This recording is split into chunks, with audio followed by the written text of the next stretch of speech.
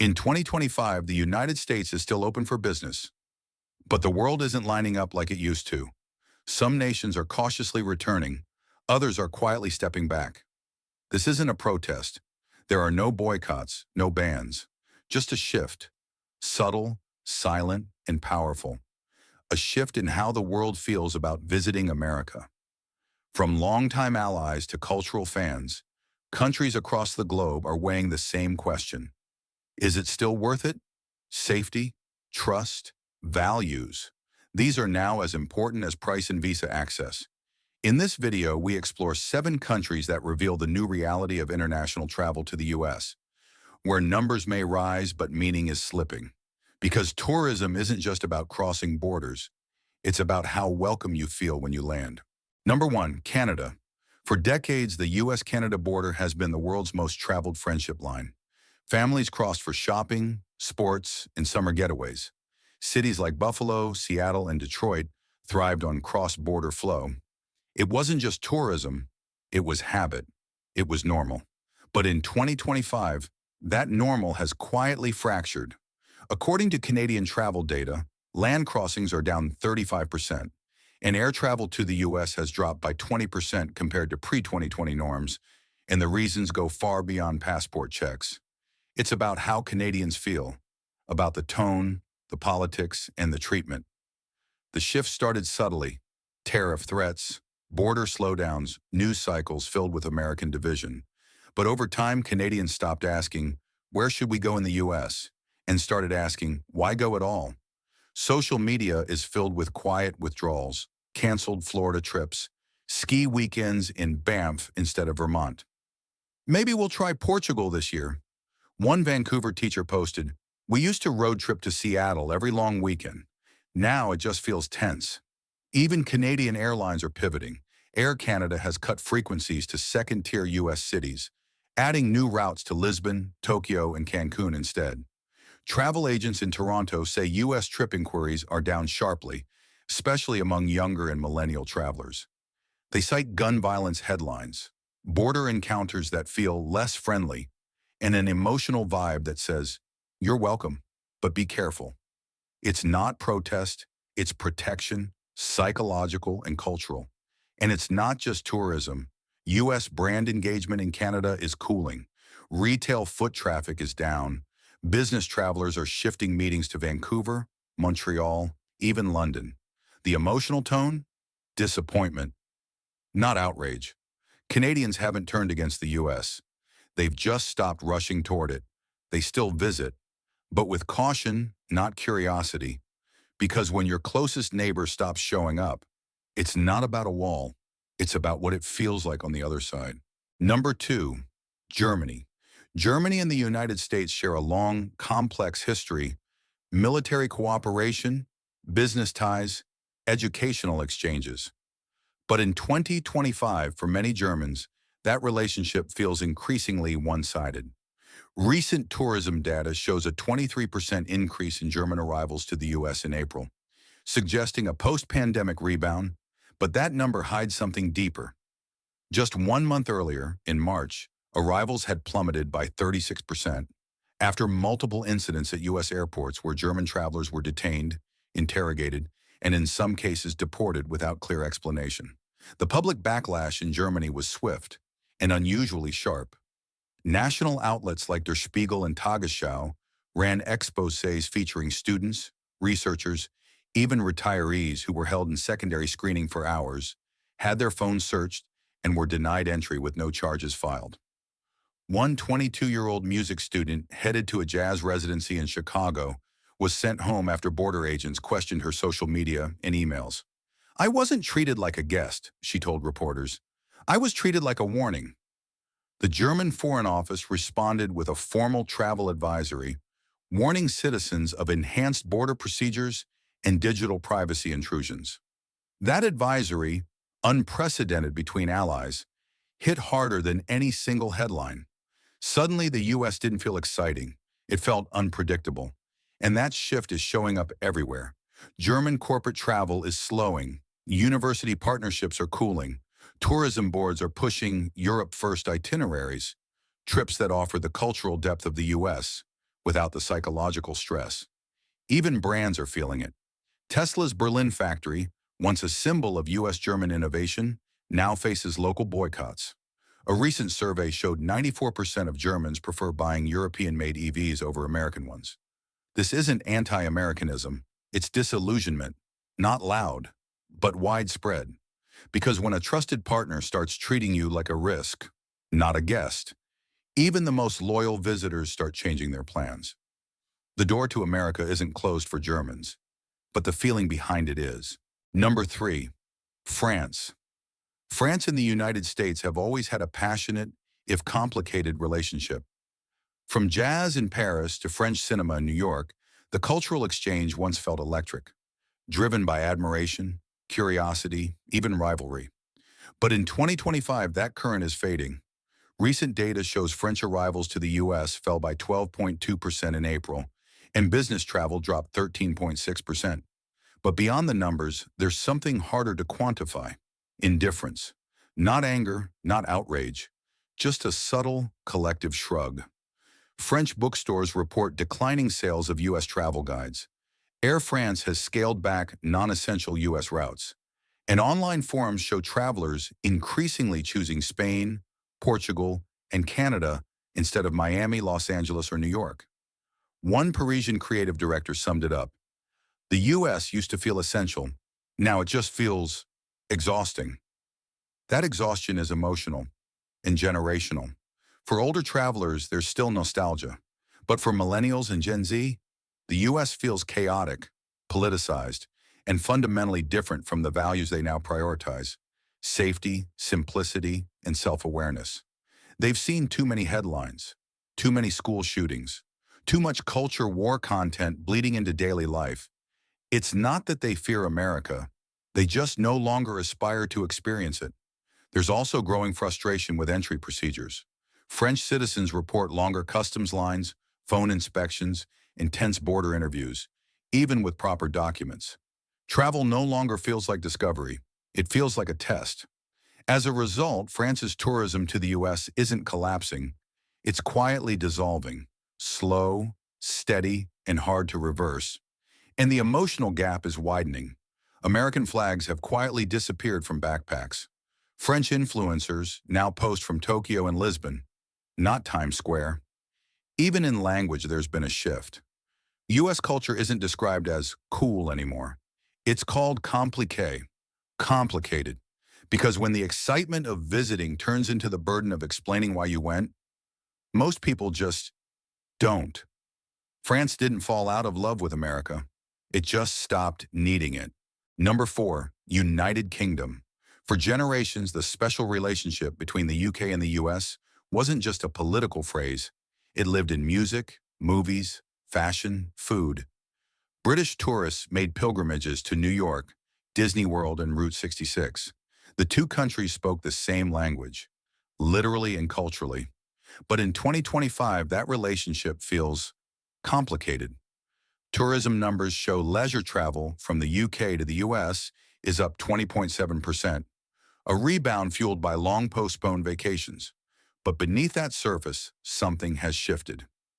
Business travel is down 15.2%, and travelers' sentiment is declining fast. The British Foreign Office now advises travelers to be aware of enhanced digital surveillance at U.S. entry points. A growing number of Britons report phone checks, social media reviews, and politically tinged questions at customs. One traveler from Manchester said, "They smiled, but it didn't feel like hospitality. It felt like they were scanning me, not welcoming me." And that sentiment is spreading. Facebook groups and Reddit threads share tips for cleaning your phone before flying. YouTube creators talk openly about their decision to skip the US this year. There's also an emotional weight. Brits, already fatigued by Brexit, now see America as a place of volatility, not escape. Gun violence, culture wars. Border stories that feel more like drama than policy. Many say the US now feels like a parallel version of their own tensions, but louder, messier, and more unpredictable. Younger British travelers are voting with their feet. They're choosing Europe, Japan, Canada, places that feel safer, slower, more aligned with how they want to travel. The result isn't a collapse in travel, it's a quiet withdrawal of trust. The U.S. still draws visitors, but the glow has dimmed, and for a nation known for its politeness, this retreat comes not with outrage, but with a soft, weary sigh. Because when the journey starts to feel like a risk, emotionally, not just logistically, even your oldest friends start staying home. Number 5, Australia. Few countries have embraced American culture like Australia. From Hollywood blockbusters and hip-hop playlists to Halloween decorations and fast food chains. The U.S. has long been a default cultural reference, but in 2025 that connection feels different. Not severed, just thinner, quieter.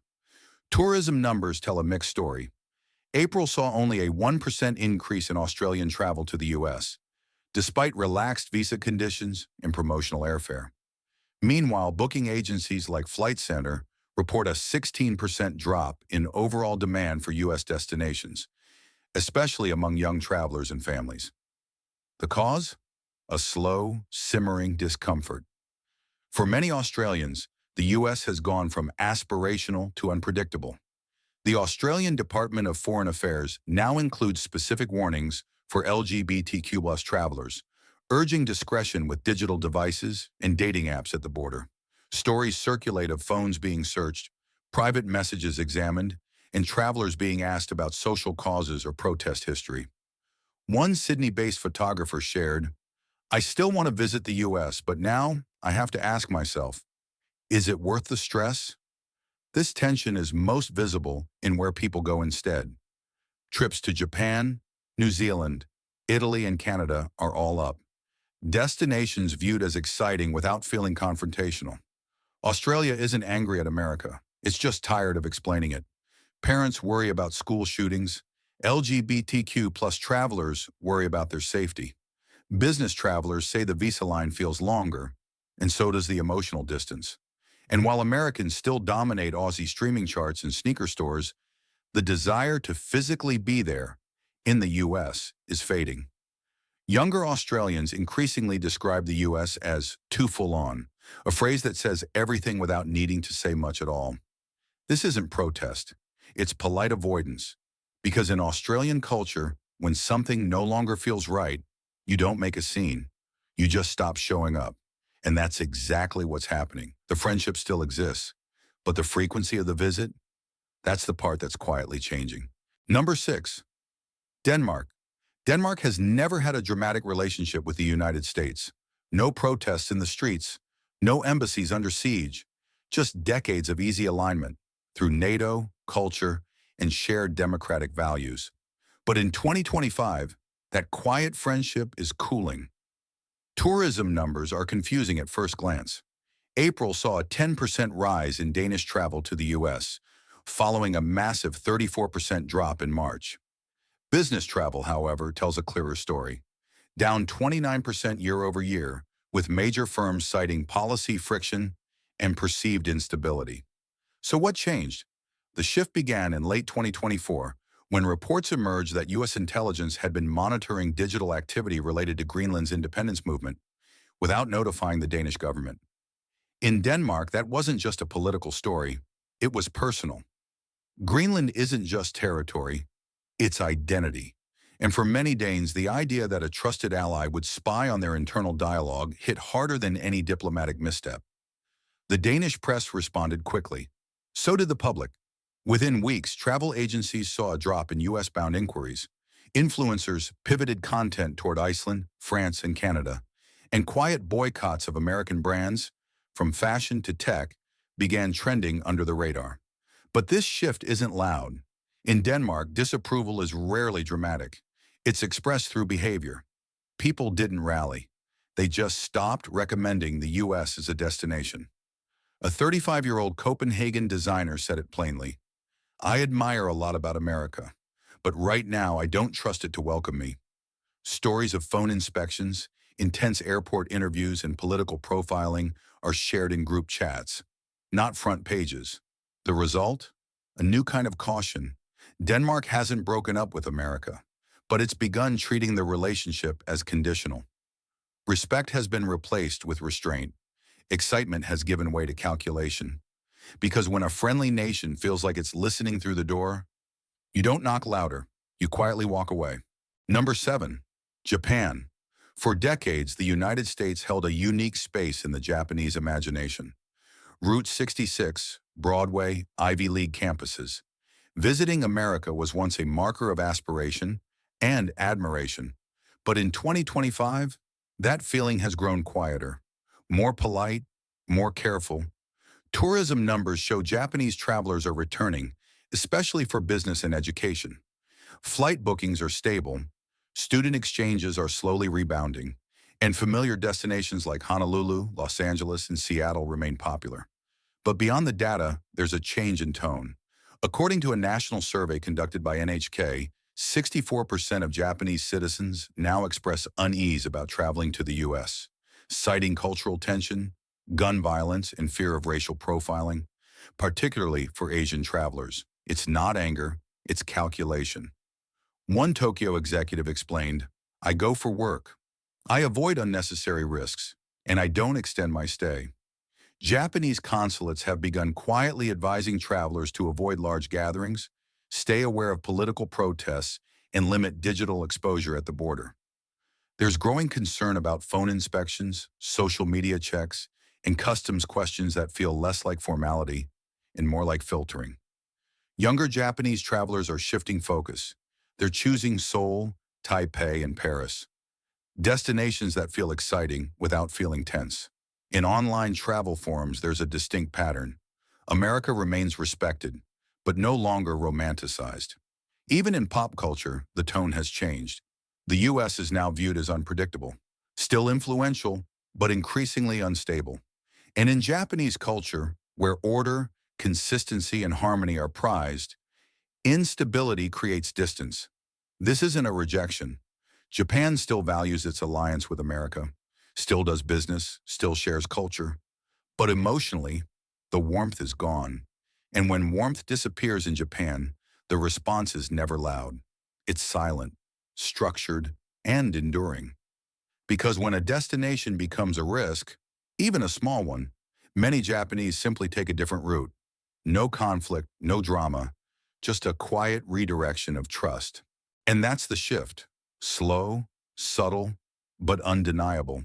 7 countries, different languages, different politics. Same question. Is America still worth the trip? It's not about bans. It's about doubt. And when friends, allies, and longtime fans start changing plans, that's not about policy. That's about perception. These travelers aren't angry. They're just unsure. And that uncertainty travels faster than any plane. The U.S. hasn't slammed the door. But for many, the welcome sign isn't shining as bright. If this video gave you a new perspective, hit like, share your thoughts in the comments, and subscribe for more content like this. Because how the world sees America isn't static. It's evolving, one flight at a time.